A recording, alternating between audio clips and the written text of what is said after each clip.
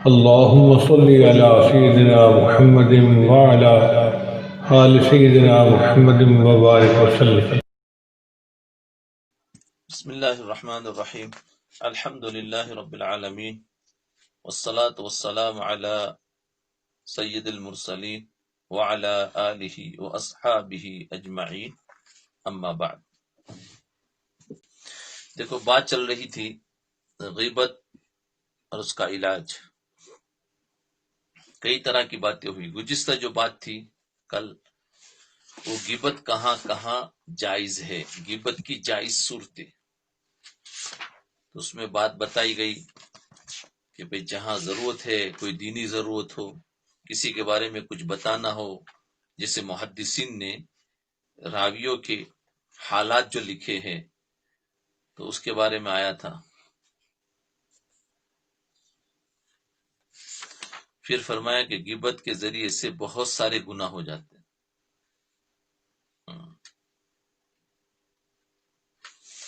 جی، آخر میں ابھی آج بات ہوگی، وہی بات ہے، غیبت کا اصل علاج تواضع ہے. یہاں پر بات ختم ہوئی تھی ہماری. غیبت کا اصل علاج تواضع ہے.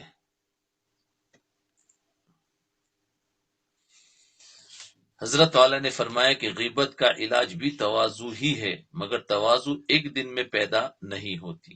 اس لیے جب تک تواضع حاصل نہ ہو، غیبت سے بچنے کے لیے فوری علاج یہ کرو کہ بدون سوچے کوئی بات نہ کیا کرو. جو بات کرو سوچ کر کرو، اس سے غیبت کم ہو جائے گی اور کچھ دنوں کے بعد بالکل نہ ہوگی. اور اگر کسی وقت بے سوچے کوئی بات نکل جائے تو اسی وقت 2 رکعت نفل صلاۃ التوبہ کی نیت سے پڑھ لیا کرو.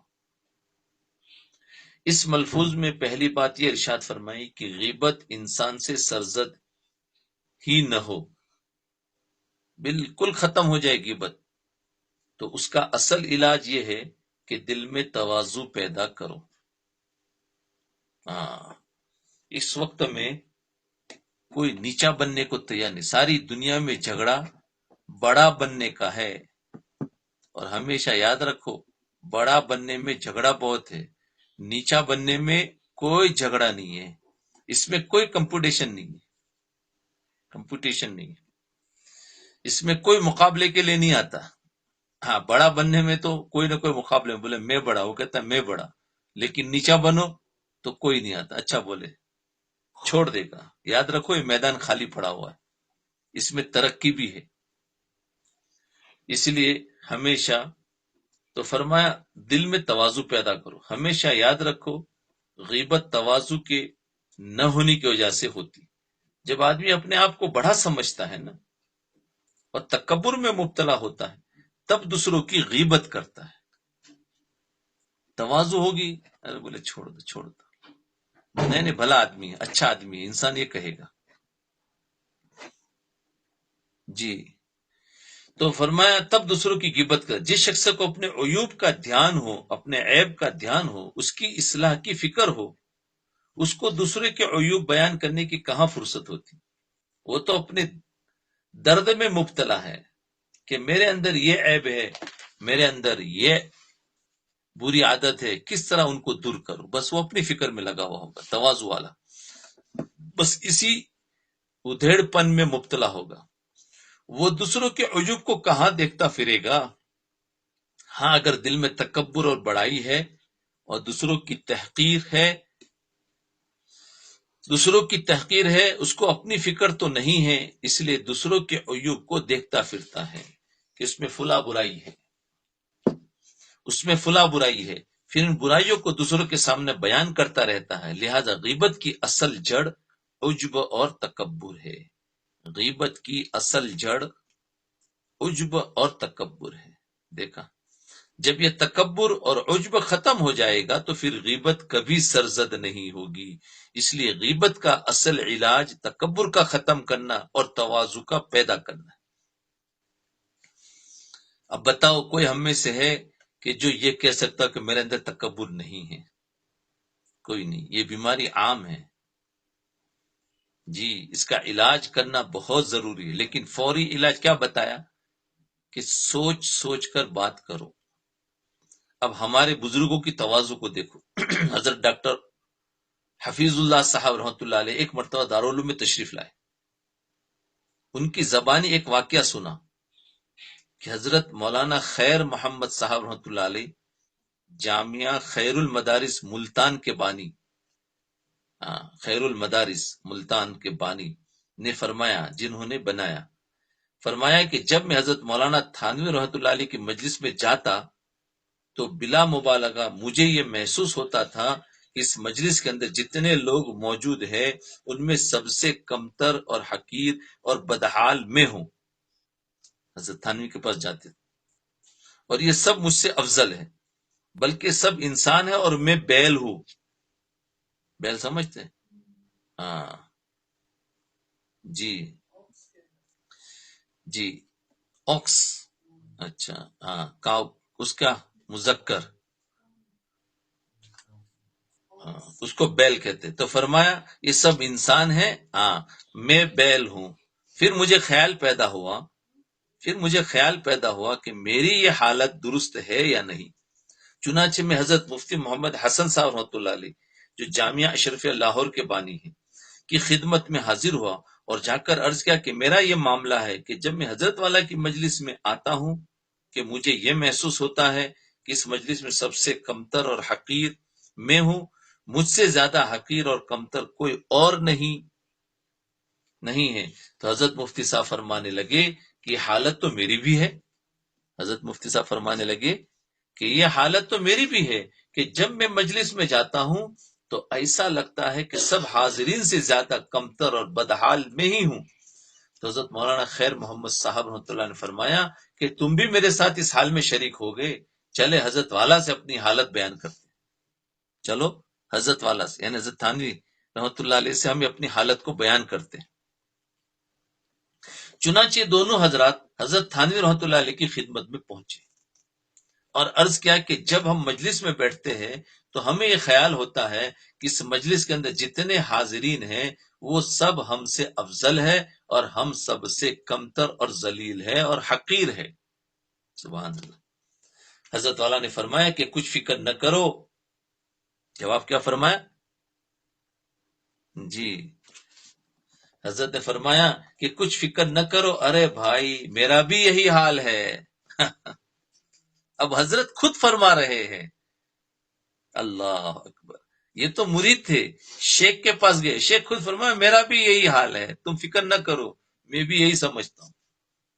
جب میں مجلس میں بیٹھتا ہوں تو ایسا لگتا ہے کہ میں ان سب کے مقابلے میں کمتر ہوں اور یہ سب مجھ سے افضل ہے. دیکھا تواضع. اللہ اکبر کبیرہ. کہاں گئی آج یہ تواضع؟ کہاں گئی؟ مارکیٹ میں ملتی ہی نہیں ہے تواضع. اس کو ڈھونڈ کے لاؤ. یہ آئے گی محنت سے، یہ آئے گی بزرگوں کی جوتیاں سیدھے کرنے سے، یہ آئے گی صحبتوں میں بیٹھنے سے، یہ آئے گی ذکر و مراقبہ کرنے سے. تو غیبت کو ختم کرنے والی چیز تواضع ہے. تواضع یہ نہیں ہے کہ آدمی صرف اپنی زبان سے کہہ دے. ایک نقلی تواضع بھی ہوتی ہے نا جو آج کل ہمارے پاس ہے، نقلی تواضع، وہ بھی حضرت نے بتایا. فرمایا تواضع یہ نہیں ہے کہ آدمی صرف اپنی زبان سے کہہ دے کہ احکر، ناکارا، ناچیز ہے، یعنی کہتے میں تو گندا ہوں زبان سے، یہ تو احکر ہے، یہ ناچیز ہے. تو یہ جو ہم زبان سے کہہ دیتے، فرمایا یہ تواضع نہیں ہے، بلکہ تواضع یہ ہے کہ واقعتاً اپنے عیوب پر اپنی اتنی نگاہ ہو، اپنے عیبوں پر اتنی نگاہ ہو کہ اپنے عیوب کے مقابلے میں دوسرے کو عیوب نظر ہی نہ آئے. یہ ہے تواضع. اصلی تواضع کیا ہے؟ کہ ہمارے عیبوں پر ہماری اتنی نظر ہے کہ دوسروں کے عیوب نظر ہی نہ آوے. یہ ہے تواضع. ورنہ زبان سے کہہ دینا نہیں ہم تو کچھ نہیں ہے، آپ ہی سب کچھ ہے، آپ ہی کا یہ ہے وہ ہے، یہ زبانی تواضع ہوتی، یہ زبانی ہے. دل کی تواضع اصل میں تو یہی ہے کہ ہمیں کسی کا عیب نظر ہی نہ آئے، اپنے عیب پر اتنی نظر ہو. جس دن یہ تواضع پیدا ہو گئی تو انشاءاللہ غیبت پاس بھی نہیں پھٹکے گی، قریب بھی نہیں آئے گی غیبت. اس لیے کہ جب انسان اپنے کو دوسروں سے کمتر سمجھ رہا ہے اور اس کو اپنے عیوب کا استحضار ہے، کم سمجھنا، کم اس لیے سمجھ رہا ہے کہ بیچارے سب اچھے ہیں، میں برا ہوں کہ میرا عیب مجھے پتا ہے، ان کو کہاں پتا ہے کہ میں نے کیا کیا گڑ کھلائے ہیں اور میں نے کیا کیا نخرے اور کیا کیا کام کیے ہیں. اب جتنے سننے والے ہیں سب جانتے ہیں کہ میں نے کیا کام کیے ہیں، وہ میں جانتا ہوں اور میرا اللہ جانتا ہے کہ نہیں. لیکن ہمارے عیوب پر ہماری نظر نہیں ہوتی ہے، اس لیے دوسروں پر نظر چلی جاتی ہے. جب ہم جوانی سے لے کر ابھی تک اپنے عیب پر نظر کریں گے کہ میں نے تنہائی میں کیا کیا کیا ہے اور میں نے اللہ کے کتنے حکموں کو توڑا ہے، میں نے کتنوں کو ستایا ہے، میں کتنا برا ہوں. یہ مجمع جتنا بیٹھا ہوا ہے یہ تو ماشاء اللہ بہت اچھا ہے، اللہ کا محبوب بندہ ہے، میں سب سے کمتر ہوں. تو اپنے عیوب کو دیکھیں گے تو دوسروں کو اچھا سمجھنا آسان ہوگا.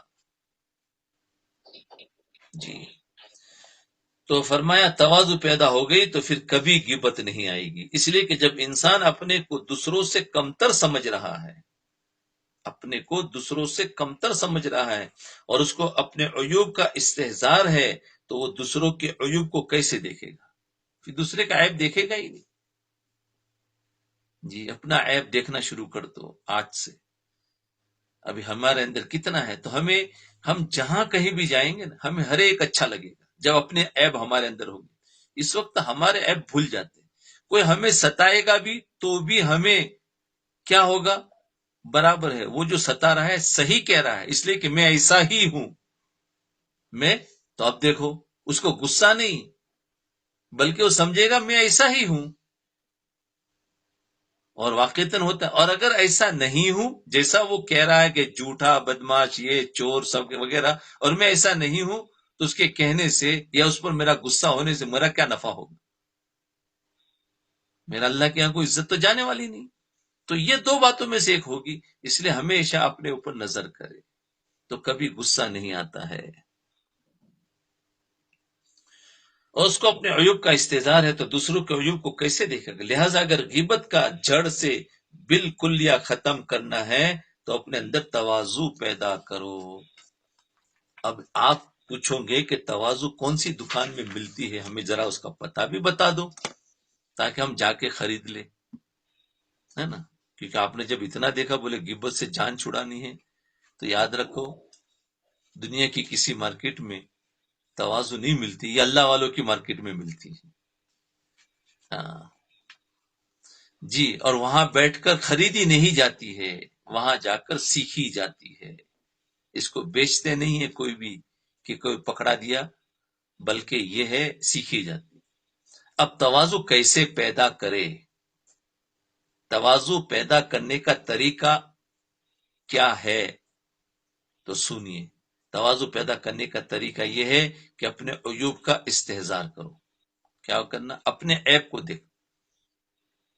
ابھی یہ سبق سنتے سنتے ہر ایک اپنے عیب پر ذرا چلا جائے.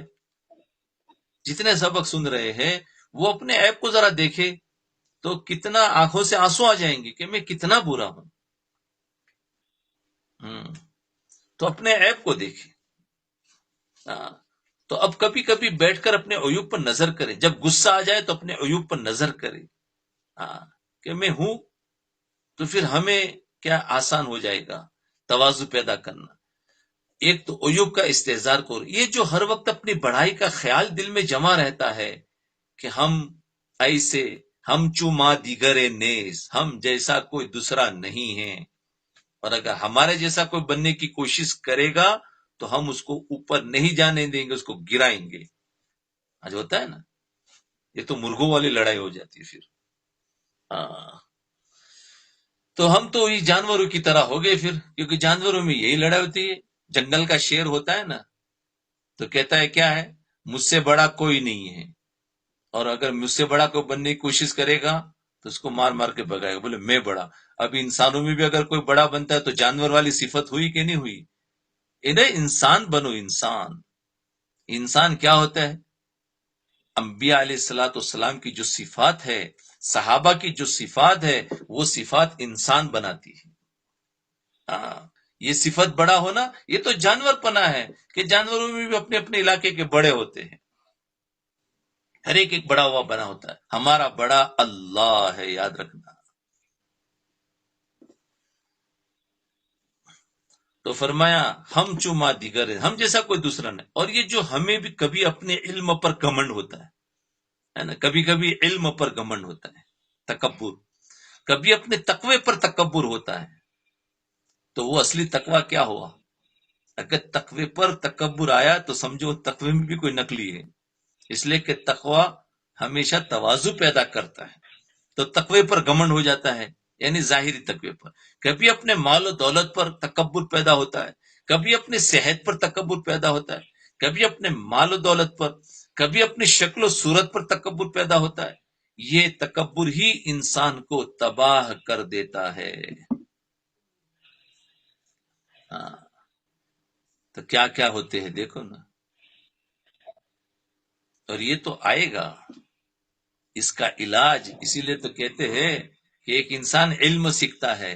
اب علم تو اچھی چیز ہے، سیکھنا چاہیے، لیکن اس علم کا سائڈ ایفیکٹ ہوتا ہے، اور وہ کیا ہے؟ تکبر آ جاتا ہے۔ تو اب وہ اس کو پتا نہیں، اس نے صرف علم سیکھ لیا، اور اس علم کی وجہ سے ایک بیماری پیدا ہو گئی کہ علم نہیں سیکھا تھا، اس وقت ایک صفت اچھی تھی، وہ تواضع تھی۔ جب علم سیکھ لیا تو وہ صفت ختم ہو کر تکبر آ گئے، اور تکبر آ کر اتنا تکبر آتا ہے کہ پھر دوسروں سے بھی بڑھ چڑھ کر چلتے ہیں، حالانکہ وہ علم بھی کامل نہیں ملا ہے، وہ اس کا ایک ذرہ صرف ملا، اور اس پر بھی انسان آگے بڑھتا ہے۔ تو یاد رکھو، وہ جہالت جس میں تواضع ہو، وہ تکبر جو علم سیکھنے کے بعد آئے، تو وہ جہالت بہتر ہے اس علم سے۔ کیوں کہ انسان جنت میں تکبر کی بنیاد پر نہیں جائے گا، تواضع کی بنیاد پر چلا جائے گا۔ یہاں کون سا علم ہے؟ یہ علم سے مراد نوافل علم، جو فرائض ہے، مسائل کے یا وضو کے یا روزے کے یا زکوٰۃ کے، جو فرض علم ہے، اس فرض علم کو سیکھنے پر کبھی تکبر نہیں آئے گا، یاد رکھنا۔ تو وہ تو سیکھنا ہی سیکھنا ہے۔ یہاں علم سے مراد وہ نفل علم، کہ جہاں تکبر آتا ہے وہ نفل علم پر آتا ہے، کہ فرائض تو یہ حکم ہے، فرائض پر تکبر آتا ہی نہیں ہے، تو وہ علم پر، تو وہ علم جس سے تکبر بڑھے تو اس سے اچھا ہے کہ وہ جہالت، یعنی وہ نوافل سے، ورنہ فرائض سے جہالت رہے گی تو عبادت بھی صحیح نہیں ہوگی۔ اس لیے اپنے علم پر گھمنڈ بھی ہوتا ہے، کبھی تقوی، کبھی مال و دولت۔ مال و دولت اچھی چیز ہے، مال جب آتا ہے تو اس کا بھی سائڈ ایفیکٹ تکبر آتا ہے، لیکن اس مال کے اندر جو تکبر ہے، اب اس کو ختم کرنے کے لیے پھر سیکھنا پڑتا ہے۔ اس میں بھی مال، جو ضرورت کا مال ہوتا ہے، ضرورت، تو اس پر انسان کبھی گھمنڈ نہیں کرتا۔ جو ضرورت سے زائد مال ہوتا ہے اسی پر تکبر ہوتا ہے، ہر چیز میں یہی ہے انسان کی حقیقت۔ ایک بزرگ سے ایک نوجوان نے کہا کہ جانتے نہیں میں کون ہوں؟ جانتے نہیں میں کون ہوں؟ ایک بزرگ سے ایک نوجوان نے کہا کہ جانتے نہیں میں کون ہوں؟ تو ان بزرگ نے فرمایا ہاں میں جانتا ہوں کہ تم کون ہو۔ وہ بھی اللہ والے تھے۔ کہا تو اگر کہو تو بتا دوں، اگر تم کہو کہ میں کون ہوں تو میں اب آپ کو بتا دوں۔ چنانچہ اس بزرگ نے فرمایا اولک نطفۃ قذرۃ وآخرک جیفۃ قذرۃ وانت فیما بین ذلک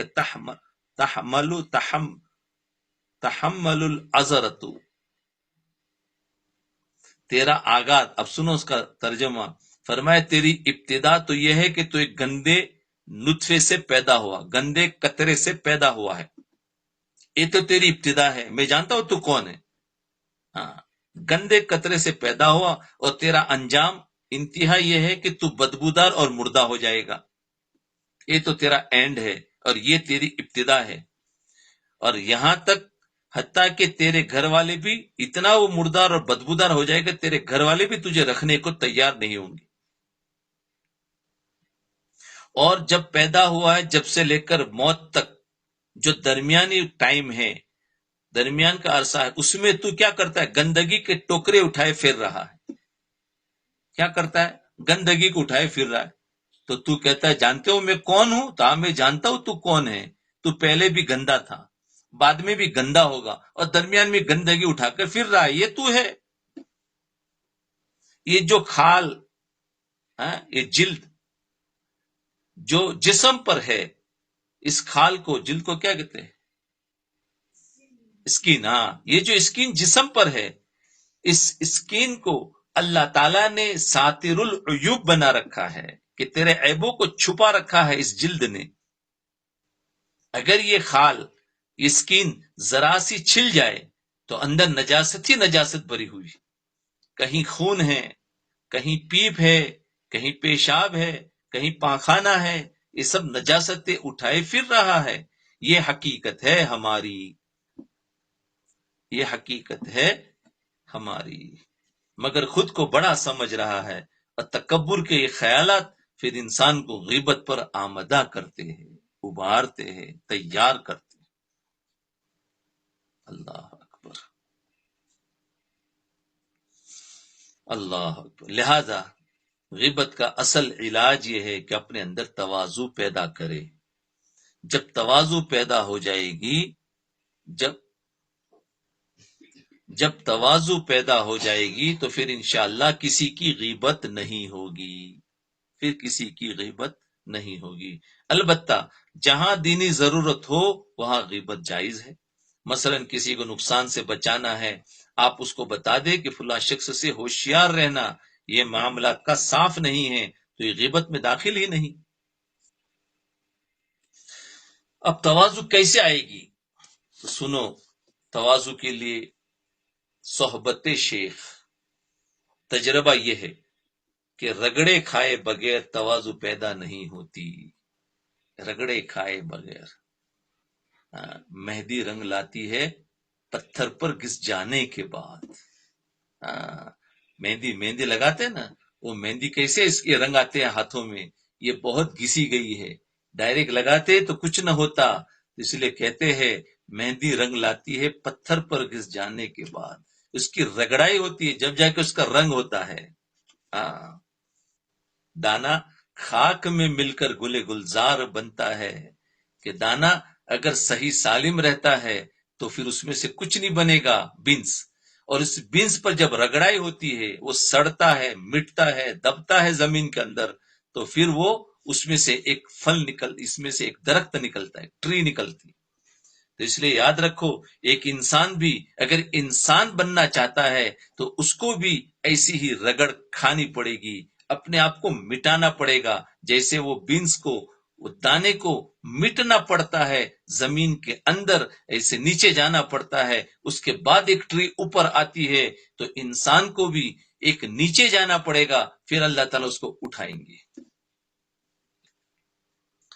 تو فرمایا رگڑے کھائے بغیر تواضع پیدا نہیں ہوتی۔ دراصل بات یہ ہے کہ انسان کے دماغ میں خناس ہوتا ہے، انسان کے دماغ میں خناس ہوتا ہے، اور وہ خناس یہ ہے کہ انسان اپنی رائے کو بالا سمجھتا ہے، اونچی سمجھتا ہے۔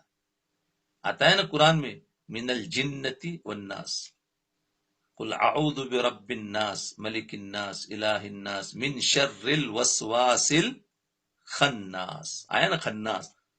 اب وہ خناس کبھی جناتوں میں سے ہوتا ہے، کبھی انسانوں میں سے۔ خناس الذی یوسوس فی صدور الناس من الجنۃ والناس، تو انسانوں میں بھی خناس ہوتے ہیں۔ تو یا وہ ہے کہ فرمایا ہمارے دماغوں میں ہمارا دماغ میں خناس ہوتا ہے۔ وہ خناس یہ ہے کہ انسان اپنی رائے کو بلند سمجھتا ہے، اپنی سوچ کو بالکل صحیح سمجھتا ہے، کہ جو میں سوچ رہا ہوں یہ صحیح ہے۔ اس لیے قرآن میں ایسے لوگوں سے پناہ مانگی گئی ہے کہ اللہ تعالیٰ سے پناہ مانگو ایسے انسانوں سے بھی جو خناس کی شکل میں ہے انسان کی شکل، ان کے دماغ خناس ہے۔ تو فرمایا یہ دوسرا جو سوچ رہا ہے نا، تو فرمایا جو میں سوچ رہا ہوں یہ صحیح ہے، اور دوسرا جو سوچ رہا ہے وہ غلط ہے۔ جو میں کہہ رہا ہوں وہ صحیح ہے، جو یہ کہہ رہا ہے وہ غلط ہے۔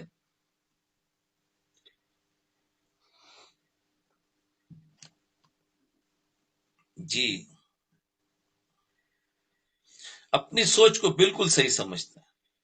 جب انسان اس سوچ اور فکر کو کہیں جا کر اس طرح فنا نہیں کرے گا، یہ اپنی سوچ کو جب تک مٹائے گا نہیں، فنا نہیں کرے گا کہ جو میں سوچتا ہوں وہ غلط ہے اور جو آپ کہتے ہیں وہ صحیح ہے، یعنی مٹائے گا تو اس کی علامت کیا ہے کہ پھر وہ کیا کہے گا کہ ہاں ٹھیک ہے، میرے سوچ میں بھول ہو سکتی ہے، آپ کی سوچ پر عمل کر لے.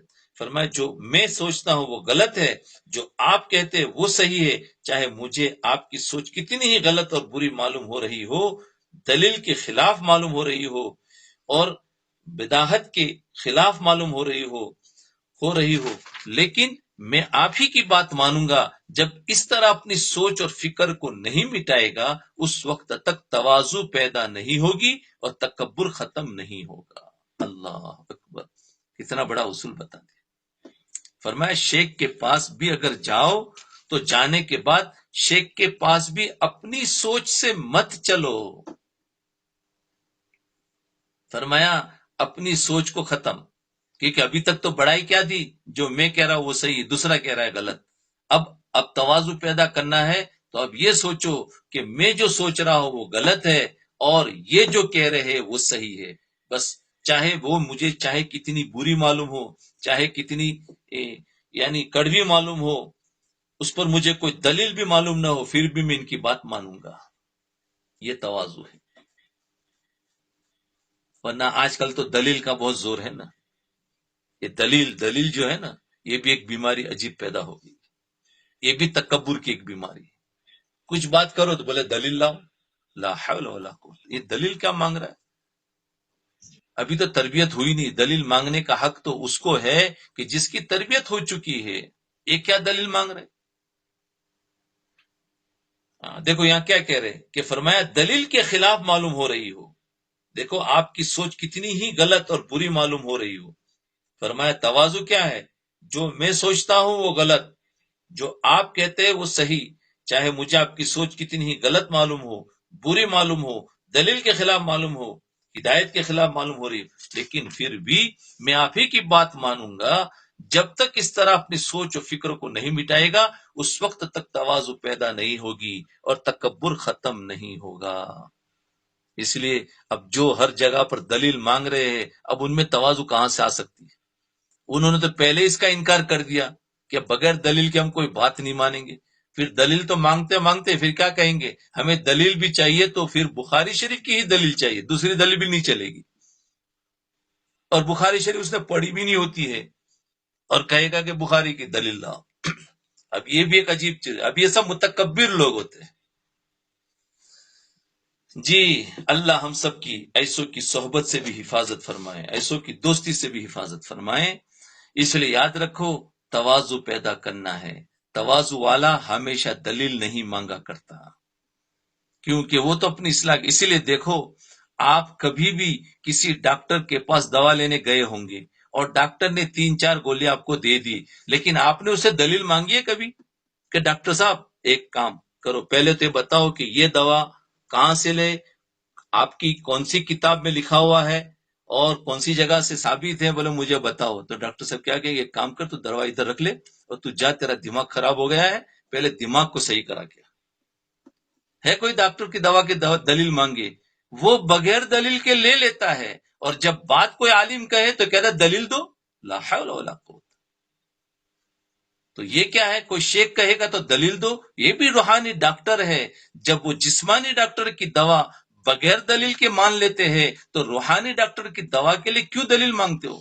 دلیل مانگنا یہ خود اس بات کی علامت ہے کہ تم اصلاح نہیں مانگ رہے ہو اور اصلاح نہیں چاہ رہے ہو. ڈاکٹر کے پاس جو اصلاح چاہے گا، جو جسمانی صحت چاہے گا، وہ دلیل نہیں پوچھے گا، شکریہ ادا کر کے لے آئے گا، اس کو کھائے گا، نفع ہوگا، اطلاع دے گا، بس اس کا کام اتنا ہے. حالانکہ اس کو لگ رہا ہے کہ یار یہ دوا تو مجھے سمجھ میں نہیں آ رہی ہے، لیکن پھر بھی لے لے گا. اللہ. اس لیے یاد رکھنا کہ جو وہاں دلیل نہیں مانگتے تو پھر یہاں کیوں دلیل مانگتے ہو؟ تو آج دین کے معاملے میں تو کھیل بنا دیا اور اپنی صحت کے معاملے میں تو کسی ڈاکٹر صاحب نہیں پوچھتے. کوئی آپریشن کے لیے جاتا ہے تو پہلے دلیل بتاؤ، آپ آپریشن کیسے کریں گے، اور اس کے اندر کون سے پارٹس استعمال کریں گے، کون سے ٹولز استعمال کریں گے، اس ٹولز کو کہاں سے خریدا ہوگا، اس کے ثبوت کہاں سے ہے. کوئی مانگ رہا ہے؟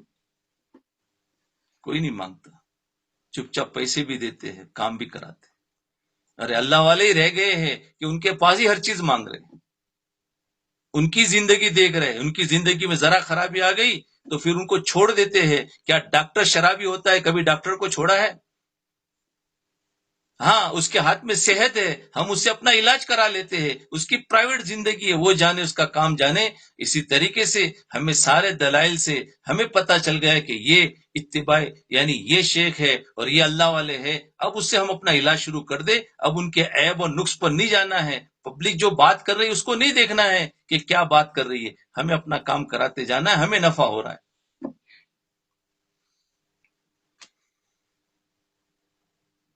اب سنو آگے. اللہ تعالیٰ شیخ الحدیث حضرت مولانا زکریا صاحب رحمۃ اللہ علیہ کے درجات بلند فرمائے. آمین. جب میرے والد ماجد حضرت مولانا مفتی محمد شفیع صاحب رحمۃ اللہ علیہ کی وفات ہوئی تو حضرت شیخ الحدیث صاحب نے بہت مفصل خط مجھے اور بھائی صاحب حضرت مولانا مفتی محمد رفیع عثمانی صاحب مدد ذیل علی کو لکھا.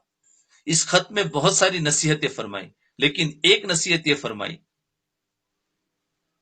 میں نے اپنے بزرگوں سے سنا ہے کہ صاحبزادگی کا سور بہت دیر سے نکلتا ہے. سور، صاحبزادگی کا جو گھمنڈ، سور یعنی جو گھمنڈ ہوتا ہے نا کہ میں تو اتنے بڑے مفتی کا بیٹا ہوں، یہ ہوتا ہے نا. میں تو اتنے بڑے مال والے کا بیٹا ہوں، یہ صاحبزادگی کا. میں تو بادشاہ کا بیٹا ہوں، یہ ہوتا ہے. تو حضرت نے ان کو خط لکھا، فرمایا یہ صاحبزادگی کا جو جو جو جو جو جو بھرا ہوا ہوتا ہے تکبر، یہ بہت دیر سے نکلتا ہے. یعنی کسی بڑے آدمی کے بیٹے ہونے کی وجہ سے دماغ میں ایک خناس پیدا ہو جاتا ہے. اس کو سور سے تعبیر فرمایا، اور خناس کا مطلب تکبر ہے. خناس کا مطلب تکبر ہے، اور یہ سور بہت دیر میں نکلتا ہے. یعنی دوسرے امراض کا علاج تو جلدی ہو جاتا ہے، دوسری بیماریوں کا علاج جلدی ہو جاتا ہے، لیکن اس کا علاج بہت دیر سے ہوتا ہے.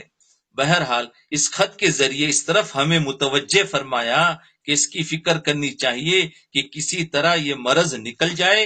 اور پھر فرمایا کہ جب کوئی شخص اپنے آپ کو کسی کے سامنے فنا کر دے، پھر کیا فرمایا اس کے بعد؟ جب کوئی شخص اپنے آپ کو کسی کے سامنے فنا کر دے اور رگڑے کھائے، جب تک یہ نہ نکلے اس وقت تک راستہ نہیں کھلتا.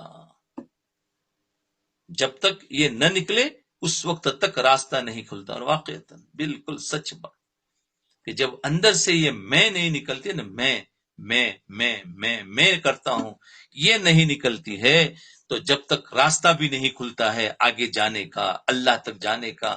ہم اللہ تک جانے کا راستہ تو ڈھونڈ رہے ہیں، لیکن راستہ ملتا ہی نہیں ہے. اس لیے کہ میں نکالنا ضروری ہے، اور میں بغیر صحبت کے نکلے گی نہیں.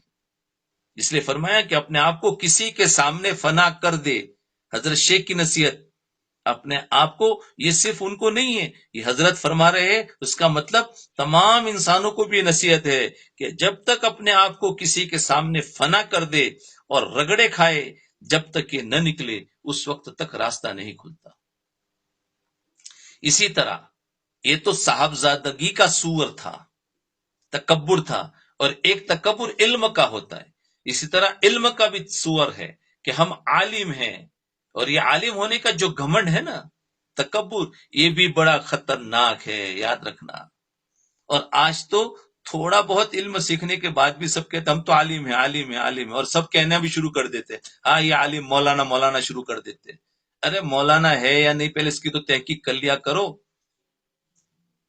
مولانا جیسے لباس پہننے کے بعد مولانا کہہ دینا مولانا کس کو کہتے ہیں پتا ہے، اس کے کتنے رگڑے کھانے پڑتے ہیں، اور کہہ دیا. تو فرمایا یہ تو اس میں بھی تھوڑا سا علم سیکھا ہے اور تکبر آ گیا. پورا عالم ہوتا ہے اس کے اندر بھی تکبر ہوتا ہے. یہ عالم ہونے کا جو گھمنڈ ہے نا، یہ بھی بڑا خطرناک ہے، اور یہ بھی دیر سے نکلتا ہے جب تک اپنے آپ کو دوسرے کے سامنے فنا نہ کر دے، جب تک اپنے آپ کو دوسرے کے سامنے فنا نہ کر دے اس وقت تک یہ نہیں نکلتا۔ اس لیے عالم کو خصوصاً جو صحیح معنوں میں اپنے علم کو اپنے اساتذہ سے پڑھا ہے، ان کو علم سے نکلنے کے بعد پھر ضرور بزرگوں کی صحبت میں جا کر اپنے آپ کو فنا کرنا پڑے گا۔ اس کے بعد اگر وہ پڑھانے کے لیے بیٹھیں گے تو اللہ راستہ کھولتا چلا جائیں گے۔ اور یہ عاجز جو آپ کے سامنے بیٹھا ہے، الحمدللہ بزرگوں کے پاس ان کی صحبتوں میں بیٹھ کر اللہ تعالیٰ نے واقعتاً راستہ کھولا، اور کچھ تھوڑا بہت نظر آ رہا ہے، وہ ان بزرگوں کی دعا ہے اور ان کی صحبت کی برکت ہے، میرا اس میں کوئی کمال نہیں۔ اور اگر یہ دونوں جمع ہو جائے کہ علم بھی ہو اور صاحبزادگی بھی ہو، اب تو دیکھو واقعتاً وہ تو عالم بھی تھے، مفت جن کی باتیں ہم پڑھ رہے کتنے بڑے عالم تھے، اور پھر بڑے عالم کے بڑے بیٹے بھی تھے۔ تو فرمایا اگر اس میں بھی تکبر ہے، صاحبزادگی میں بھی تکبر ہے، جب دونوں جمع ہو جائے تو علم بھی ہو اور صاحبزادگی بھی ہو، پھر تو سور در سور جمع ہو گئے، تکبر در تکبر جمع ہو گئے، بگ تکبر ہو گئے۔ اس کا علاج آسان نہیں ہے، اب ڈبل تکبر ہو گیا، اس کا علاج آسان نہیں، اس کا علاج صرف یہی ہے کہ کہیں رگڑے کھائے،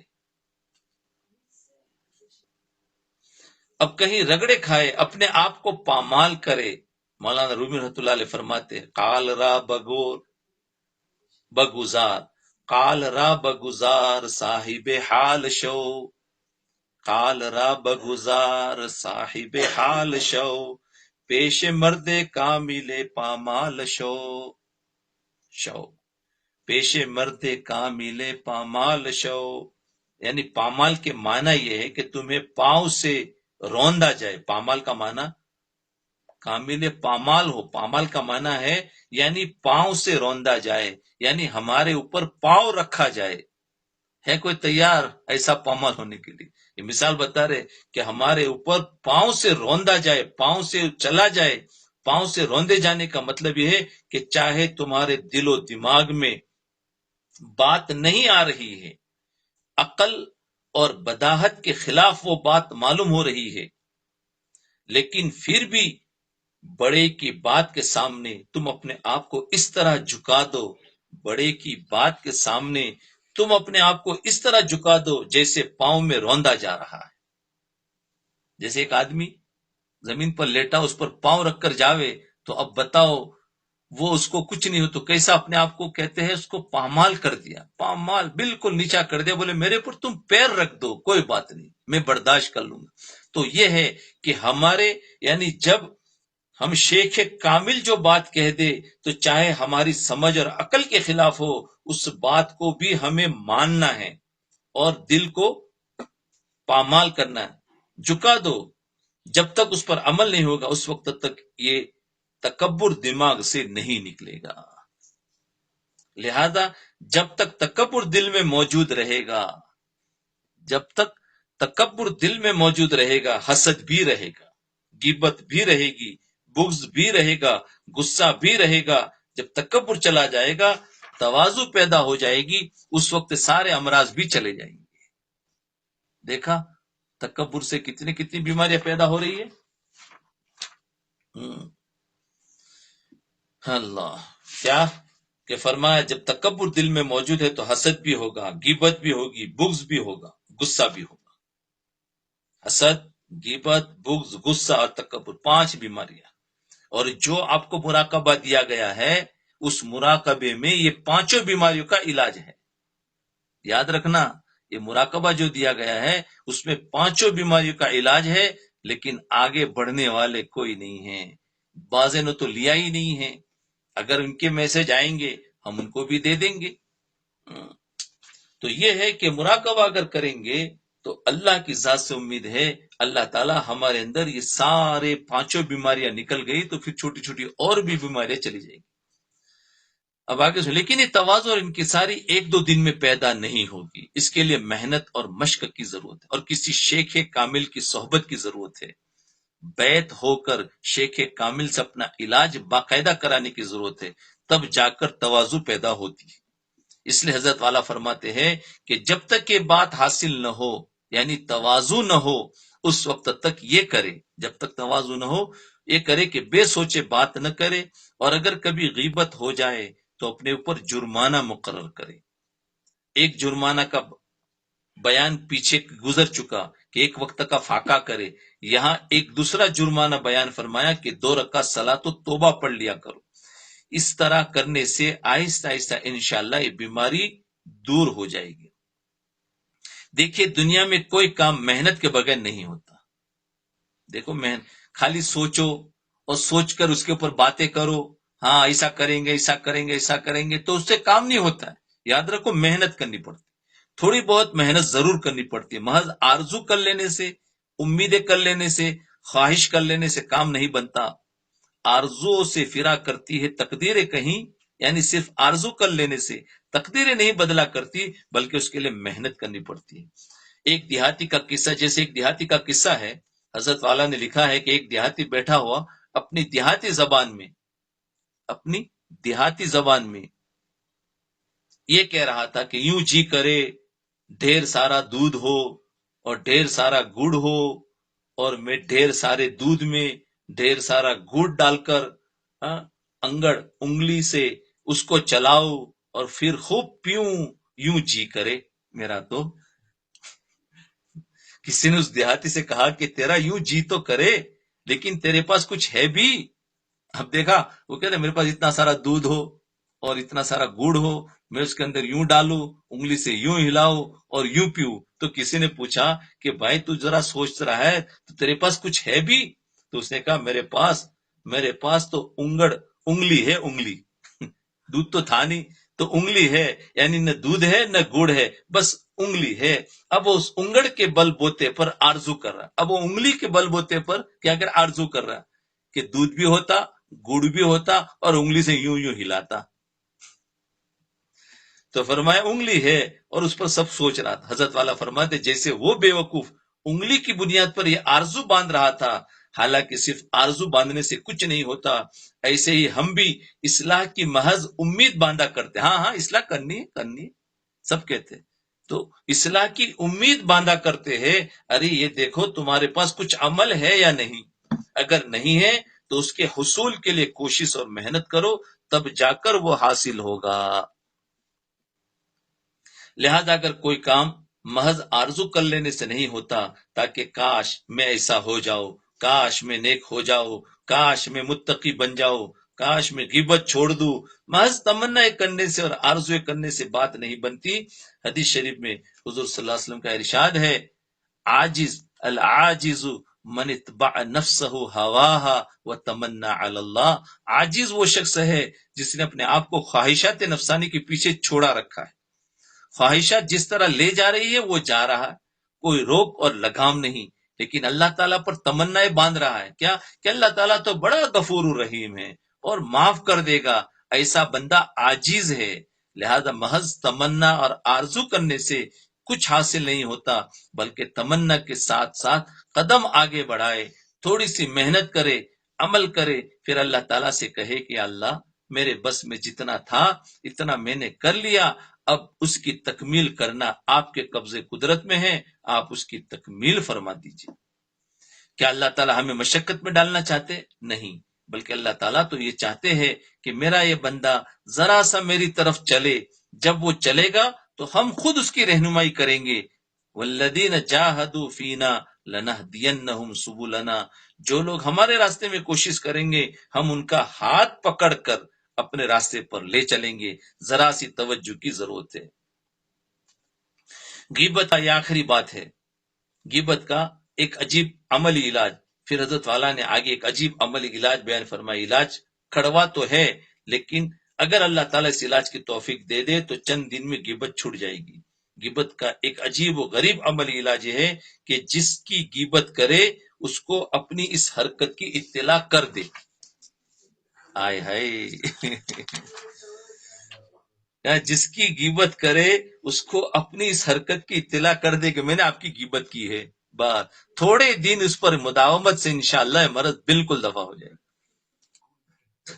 کون کرے گا؟ کسی کو مار کھانی ہو تو کرے، جب کسی شخص کی غیبت ہو جائے، لیکن کر لو، وہ ایسا علاج ہے کہ دوبارہ پھر غیبت ہوگی ہی نہیں۔ جب کسی شخص کی غیبت ہو جائے، جا کر اس کو بتا دو کہ آج میں نے تمہاری یہ غیبت کی ہے۔ جس وقت جا کر یہ بتائے گا اس وقت دل پر آرے چل رہے ہوں گے، لیکن یہ آرا ہی اس بیماری کا آپریشن کرے گا۔ اگر چند مرتبہ یہ عمل کر لیا تو انشاءاللہ یہ بیماری جڑ سے نکل جائے گی۔ اور دوسری بات یہ ہے کہ جب آدمی دوسرے سے جا کر کہے گا کہ میں نے تمہاری غیبت کی تھی، تو دوسرے آدمی کے دل میں بھی نرمی پیدا ہوگی کہ شخص چونکہ ندامت اور پشیمانی کے ساتھ میرے پاس آیا ہے، چلو اس کو معاف کر دو۔ چنانچہ غیبت کے نتیجے میں جو عداوت اور دشمنی اور جو غصہ پیدا ہوتا ہے وہ پیدا نہیں ہوگا۔ اللہ تعالی ہم سب کو ان باتوں پر عمل کرنے کی توفیق عطا فرمائے۔ تو دیکھا، یہ ساری باتیں چل رہی تھی، غیبت اور اس کا علاج یہ ختم ہوا ہے۔ انشاءاللہ آئندہ بدگمانی اور تجسس اور اس کا علاج انشاءاللہ آئے گا۔ تو دیکھو، بہت قیمتی باتیں تھی، اس کو بار بار سنے بھی اور سوچے اور اپنے آپ کو مشق کرے۔